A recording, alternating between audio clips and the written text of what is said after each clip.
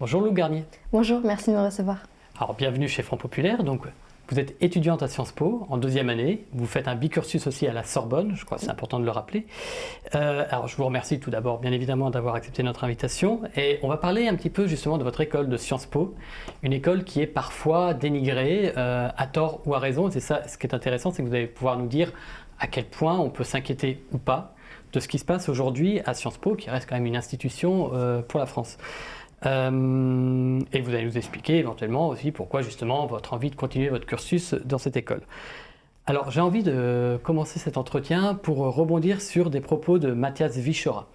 Matthias Wiechera, donc le président de Sciences Po, a déclaré dans un média en ligne, donc Le Crayon, vous y étiez également, que Sciences Po était une école officiellement de gauche.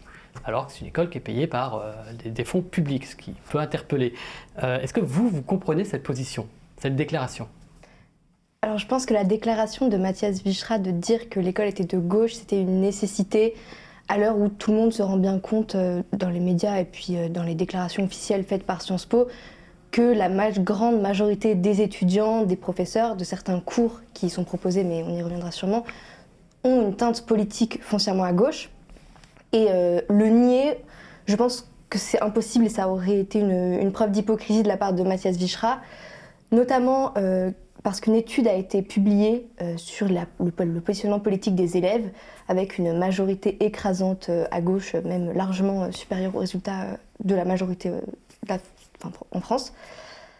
Et donc le directeur s'appuie sur la même enquête qui avait été faite il y a, il me semble, plusieurs décennies, je ne sais plus exactement combien, où les résultats étaient déjà en faveur d'une certaine gauche à Sciences Po qui n'est plus exactement la même. Cette position aujourd'hui, elle est obligatoire pour le directeur. Maintenant, je pense que l'assumer avec autant de sérénité, ça c'est plus questionnable.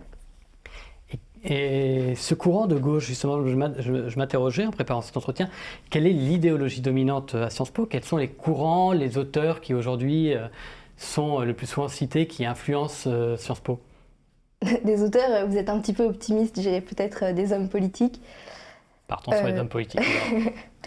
Non, l'idéologie dominante à Sciences Po, c'est celle d'une gauche très très progressiste, notamment sur les questions à la fois de théorie du genre, où à Sciences Po c'est vraiment...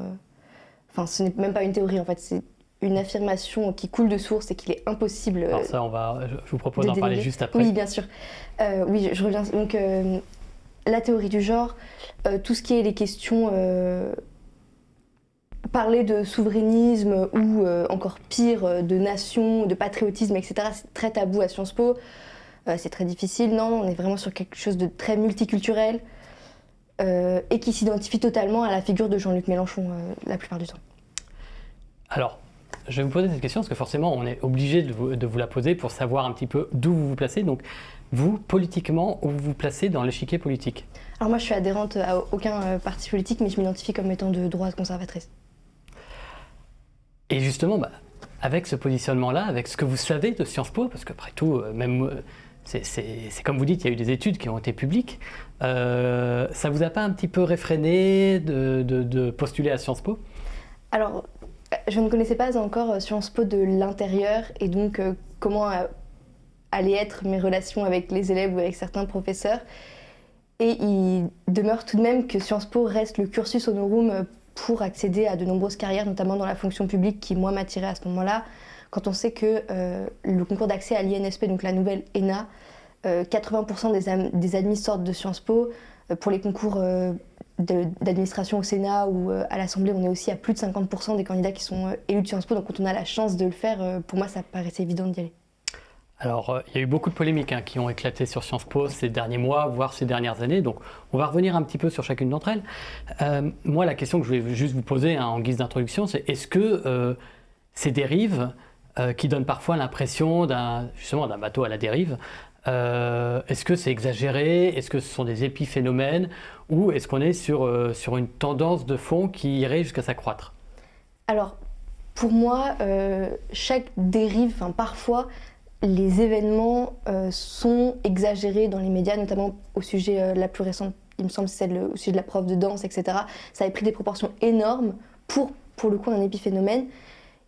Et en fait, ça décrédibilise un peu un discours qui est le nôtre, qui essayons d'alerter sur une éventuelle dérive, enfin, qui est pour moi plus qu'une dérive, une perte de sens du but initial de Sciences Po, telle qu'elle a été fondée en 1871 pour créer une nouvelle élite politique, où aujourd'hui on voit qu'on semble s'égarer un petit peu, et aussi une tendance, enfin une politisation excessive de l'école qui peut être... Enfin, une idéologisation plus qu'une politisation, c'est le terme, qui peut être dérangeante pour les élèves qui ne pensent pas comme la doxa majoritaire. Alors on va revenir justement, je vous disais, sur quelques polémiques. Le wokisme, les questions de genre. Alors je vais mettre le cas à part du concept d'islamo-gauchisme, on va l'aborder en toute fin. Est-ce que justement ces questions de genre sont en train de gangréner l'Institut et jusqu'à quel point finalement? Parce que vous l'avez évoqué tout à l'heure. Je l'ai évoqué parce que à Sciences Po, il y a vraiment l'affirmation qui est d'une part un leitmotiv et d'autre part indiscutable que la théorie du genre n'est pas une théorie, en fait, c'est une vérité scientifique. Et on a dans beaucoup de cours qui sont orientés là-dessus. Par exemple, on ne peut pas faire d'économie. En fait, en deuxième année, on a une spécialisation qui est obligatoire. Et on ne peut pas faire de l'économie sans avoir toute une autre partie de la deuxième année qui est de la sociologie au prisme du genre. Et donc dans ce cours-là, le professeur, par exemple, dit tout et elle, alors que dans le cours magistral, il y a peut-être pas autant, mais on ne peut pas dire... déjà, d'une part, ça devrait être le il neutre, et on ne peut même pas voir qu'il y a, par exemple, uniquement des filles et un ou deux garçons. Là, vous parlez de l'écriture inclusive. Oui, enfin de l'écriture inclusive à l'oral.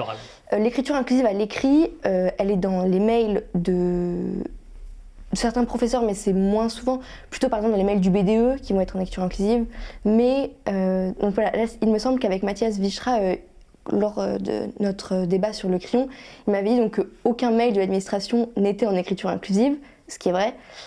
Toutefois, sur le site de l'administration, par exemple pour faire les inscriptions administratives, j'ai essayé de déclarer un stage il y a une semaine, c'est pour ça que je m'en suis rendu compte. Là, l'écriture inclusive est utilisée. Donc oui, c'est quelque chose, on la voit quotidiennement et pour moi à outrance. Et ensuite, oui, les questions de genre dans beaucoup de cours sont abordées par exemple dans des cours d'histoire. Et puis, on va avoir tout un chapitre qui va nous parler d'une question de genre qui est... non pas qu'elle ne soit pas importante dans le contexte, mais qui prend une place démesurée dans le cursus. Vous avez un exemple ?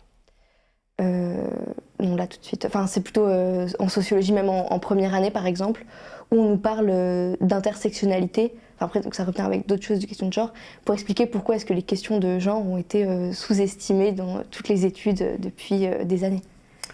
Et justement, ce qui est intéressant, c'est qu'on l'a dit au tout début, vous faites un bicursus. Donc ça veut dire que vous avez une expérience autre dans un autre établissement. Et comment sont abordées également ces questions-là? Parce qu'on entend souvent à la Sorbonne, il y a eu des manifestations pour interdire certaines conférences à la Sorbonne. Oui. Donc est-ce qu'il y a le même phénomène dans ce type d'université?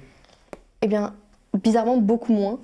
Moi, je suis à la Sorbonne en histoire. Et c'est vrai qu'en tout cas, en termes de ce qui est proposé dans les cours, on aborde très, très, très rarement même... Enfin là, ça ne me vient pas en tête la dernière fois qu'on m'a parlé des questions de genre à la Sorbonne. Dans le cadre des cours, après, dans les élèves, oui, ça reste un contexte universitaire, notamment une fac de lettres. Mais non, dans les cours, c'est totalement différent. À Lille, parce que vous parliez de la polémique la plus récente, moi je pensais, alors, plus récente pour peut-être Sciences Po Paris, mais on peut parler de Sciences Po Lille. Sciences Po Lille, vous avez eu des militants d'extrême gauche qui ont affiché un mur de la honte. Oui. Une dizaine, je crois 11 élèves, opposés au blocage de l'école. Donc, est-ce qu'on franchit un cap dans la violence ou est-ce que ce sont finalement des choses du quotidien qui émergent là parce qu'on en parle, mais qui existeraient par ailleurs? Alors, c'est vrai que je ne connais pas vraiment la situation sur les IEP, donc qui ne sont pas rattachés à Sciences Po, et je sais que, alors à Lille, c'est pas vraiment le cas, mais l'IEP de Grenoble est vraiment bien plus avancé dans la dérive idéologique que Sciences Po Paris. En revanche, non, la stigmatisation des élèves qui ont une pensée dissidente de la bien-pensance majoritaire, c'est-à-dire tout ce qui est plus à droite qu'Emmanuel Macron, ça c'est vraiment très englobant, sont stigmatisés à Sciences Po. J'avais déjà raconté cette histoire, mais moi c'est vrai qu'on m'a suivi dans le hall d'entrée avec une pancarte marquée facho et puis une flèche au-dessus de ma tête. À Sciences Po Paris a des campus délocalisés qui sont donc plus restreints en termes de nombre d'élèves. Et là, c'est pire parce qu'on connaît très bien les élèves qui sont de droite et qui se disent de droite, même sans être très engagés politiquement. On refuse de faire des exposés avec eux. Lorsqu'ils sont malades, on leur dit qu'on ne leur envoie pas les cours parce qu'il ne faut pas sympathiser avec l'extrême droite. Enfin, ça va très loin. Alors, je reprends le fil de mes questions initiales parce que vous avez anticipé une question que j'allais vous poser plus tard. On y reviendra donc. L'année dernière, il y a eu un séminaire sur Darwin qui a été annulé. Et défendre l'approche biologique de la différence des sexes, on parlait de la question des genres tout à l'heure, c'est désormais interdit à Sciences Po, parce que c'est un peu ce qu'on a cru comprendre et ça me paraît un peu excessif.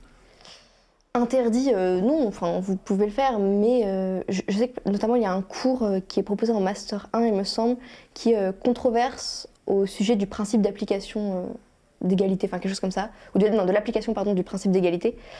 Et dans ce cours, c'est vraiment considéré comme être un facho que de dire que naître avec des attributs féminins, c'était une femme, et l'inverse, c'était un homme. Enfin, oui, c'est vraiment très difficile à tenir comme position aujourd'hui, autant vis-à-vis des professeurs que des élèves. Alors, je ne sais pas quel est exactement votre âge, mais j'ai envie de vous demander, est-ce que c'est générationnel ? Est-ce que c'est sociétal ? Est-ce que c'est lié au monde universitaire ? Cette question du genre, est-ce que vous l'avez connue au lycée de la même façon ? J'aimerais justement identifier si c'est quelque chose qui englobe toute votre génération ou pas. Alors moi j'ai 18 ans et quand j'étais au lycée, peut-être parce que j'étais dans un lycée à la campagne, enfin, voilà, je me dis que c'est peut-être ça, mais j'en entendais pas du tout parler en dehors de cercles militants de gauche qui étaient déjà au fait de la question. Mais à Sciences Po, je pense que c'est lié aux deux. Il y a forcément un phénomène de génération et c'est vrai que c'est des questions qui dans la société sont de plus en plus prégnantes, donc à Sciences Po a fortiori. Après je pense également qu'il y a vraiment un focus qui est fait là-dessus parce que, oui, du fait du contexte universitaire et du fait que Sciences Po est par essence une école qui s'intéresse aux questions politiques, cette question est pour moi fondamentale dans le futur politique et même pour des questions de société qui sont très importantes. Et je pense que c'est pour ça qu'on en parle autant à Sciences Po. Après, il y a le fait que les cours intègrent pleinement cette question-là, que les professeurs prennent vraiment des pincettes à ce sujet pour être au fait du dernier nouveau concept qui serait sorti. Enfin, c'est excessif. On pourrait simplement en discuter et le fait est qu'on ne peut pas en discuter. Il y a eu un autre sujet, vous l'avez abordé, je voudrais revenir sur le cas de l'IEP Grenoble. Oui. L'IEP Grenoble, vous avez eu 2 professeurs qui ont été mis à l'affiche pour avoir tenu, selon les personnes qui les critiquaient, des propos islamophobes. Et ces accusations sont-elles justifiées et est-ce que la question de la religion est quelque chose de prégnant ? Alors, bien évidemment, vous êtes à Sciences Po Paris, donc on va parler de Sciences Po Paris, mais est-ce que cette question de la religion, vous l'avez ressentie à Sciences Po Paris ?